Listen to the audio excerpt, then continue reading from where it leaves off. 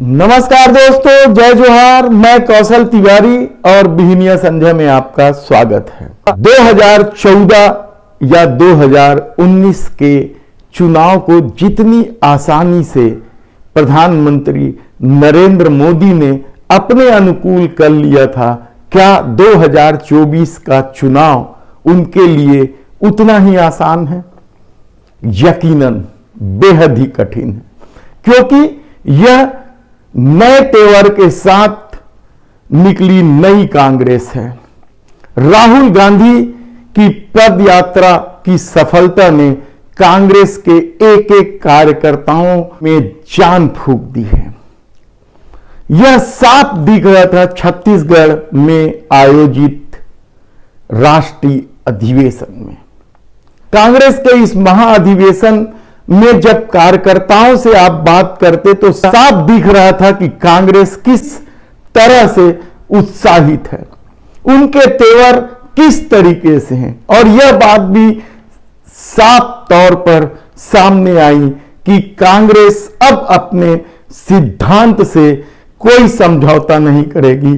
और शशि थरूर की माने तो उन्होंने कहा कि कांग्रेस का जो संकल्प है उसके लिए साहस की जरूरत है, और वही साहस कांग्रेसियों में साफ तौर पर दिखाई देने लगा है। बदली हुई कांग्रेस के नए तेवर ने साफ कर दिया है कि अब वह झूठ, नफरत और अफवाह की राजनीति के खिलाफ जमकर तनकर खड़े होंगे। और ऐसी परिस्थितियां जब निर्मित हो गई है तो यकीन मानिए कि 2024 के चुनाव में अब कांग्रेस को हराना बेहद ही कठिन है। हालांकि कांग्रेस की चिंता छत्रपों को लेकर है, वोट के बंटवारे को लेकर है, विपक्षी एकता को लेकर है, लेकिन मल्लिकार्जुन खड़गे जो नए कांग्रेस को लेकर चल रहे हैं, उनके तेवर से स्पष्ट है कि वे समान दलों के लोगों से तो गठबंधन करेंगे, लेकिन उन लोगों से दूरी बनाकर रखेंगे जो गाहे बगाहे भाजपा के साथ हाथ मिलाते रहे हैं। ऐसे में नवीन पटनायक की पार्टी और ममता बनर्जी की पार्टी तो एक झटके में अलग हो गई। और सबसे बड़ा सवाल तो हिंदी भाषी राज्यों को लेकर था। एक तरफा जीत भाजपा ने दर्ज की थी इन दोनों चुनाव में, चाहे 2014 का चुनाव हो या 2019 का चुनाव हो। लेकिन अब भाजपा की राह इसलिए कठिन होते जा रहे हैं क्योंकि उसके दो महत्वपूर्ण सहयोगी उद्धव ठाकरे और नीतीश कुमार से दूरी इतनी बढ़ गई है कि 2024 के पहले इनका साथ मिलना भाजपा के लिए बेहद ही कठिन है। तब क्या हम ये मान ले कि महाराष्ट्र और बिहार तो एक झटके में भाजपा के हाथ से खिसक गई। इन दोनों जगह से करीब 80 सीटें क्या एक झटके से भाजपा के हाथ से निकल गई। और मध्य प्रदेश, छत्तीसगढ़, राजस्थान, दिल्ली, हरियाणा में जिस तरीके से एक तरफा जीत दर्ज की है, क्या वह एक तरफा जीत इस बार दर्ज कर पाएगी? नहीं दर्ज कर पाएगी, क्योंकि इन क्षेत्रों ने राहुल गांधी की पद यात्रा में जो उत्साह पैदा किया है, मोदी सरकार के महंगाई और बेरोजगारी का जो मुद्दा इन क्षेत्रों में हावी है, और इसके अलावा सबसे बड़ा सवाल तो गौतम अडानी को लेकर है, जो मोदी सत्ता के लिए सबसे बड़ा परेशानी का सबब है, या आरएसएस के झूठ, नफरत और अफवाह की राजनीति के सामने सबसे बड़ा रोड़ा बनकर खड़ा हो गया है। अडानी के शेयर लगातार गिर रहे हैं, उनके पूंजी लगातार नीचे जा रही है। 3 से 33 यानी तीसरे स्थान से गौतम अडानी 33वें स्थान पर खिसक गए हैं, और कितने नीचे जाएंगे कहना मुश्किल है। और हिडनबर्ग की रिपोर्ट ने जिस तरीके से कहा था कि गौतम अडानी ने अपने वैल्यूएशन 85% तक बढ़ा लिए हैं, उसके आसपास अडानी के मार्केट वैल्यू पहुंच चुकी है। और बाजार को समझने वाले का दावा है कि यदि कोई कंपनी की पूंजी 75% तक नीचे चली जाती है तो फिर उसका उठना बेहद ही मुश्किल हो जाता है। ऐसी परिस्थितियों में क्या कुछ होगा? कांग्रेस ने जो तेवर दिखाए हैं महाधिवेशन में वह भी कम चौंकाने वाला नहीं है। यह उस कांग्रेस से बिल्कुल इतर कांग्रेस नजर आ रही थी जिसमें साफ तौर पर मोदी सरकार से मुकाबला करने का साहस दिख रहा था। अब तक जो परिस्थितियां निर्मित थी वह न तो 2014 की तरह है और न 2019 की तरह है। 2014 में कांग्रेस के खिलाफ पूरे देश में माहौल था।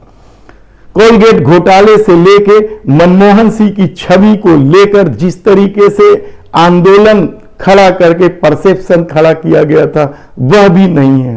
2019 में मोदी की अपनी छवि थी या पुलवामा की घटना ने मोदी को सत्तासीन कर दिया था, लेकिन ये 2024 है जहां मोदी सरकार के हर मोर्चे में फेल होने की परिस्थितियां लोगों ने देखा है। लोगों ने देखा है कि किस तरीके से कोरोना काल में मोदी सत्ता पूरी तरीके से फेल रही है। आर्थिक मोर्चे पर मोदी सरकार पूरी तरीके से फेल हुई है और महंगाई ने आम आदमियों का जीना मुश्किल कर दिया है। रफ्तार महंगाई की 2 गुनी हो चुकी है और आने वाले दिनों में जब महंगाई और बढ़ने की संभावना व्यक्त की जा रही है तो 85% लोगों को 5 किलो अनाज देकर क्या मोदी सरकार वोट को अपने अनुकूल कर पाएगी? बेहद ही मुश्किल है, क्योंकि अब ये वो कांग्रेस है जो सीधे प्रहार कर रही है मोदी के झूठ पर, मोदी के महंगाई के मोर्चे पर, फेल होने पर, चीन के मुद्दे पर। हर मोर्चे पर कांग्रेस ने जिस तेवर के साथ मोदी सरकार पर हमला किया है, आने वाले दिनों में यह तल्खी और बढ़ेगी। ऐसी परिस्थिति में सबसे बड़ा मुद्दा क्या गौतम अडानी होगा?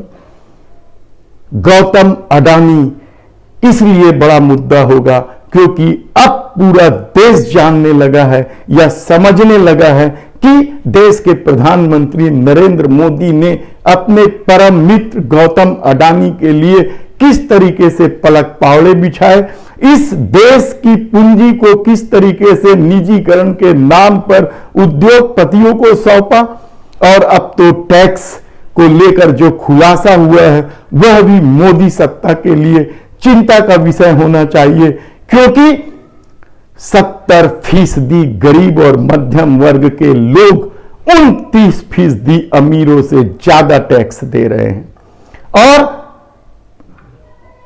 एक बिजली का बिल नहीं पटा पाने या घर का लोन नहीं चुका पाने या किसानों के ट्रैक्टर जब्त कर लेने वाली बैंक किस तरीके से मोदी सरकार के नीतियों के तहत हजारों करोड़ों रुपए उद्योगपतियों के माफ कर देती है और गरीब आदमी से वसूली के लिए पुलिस लगा देती है।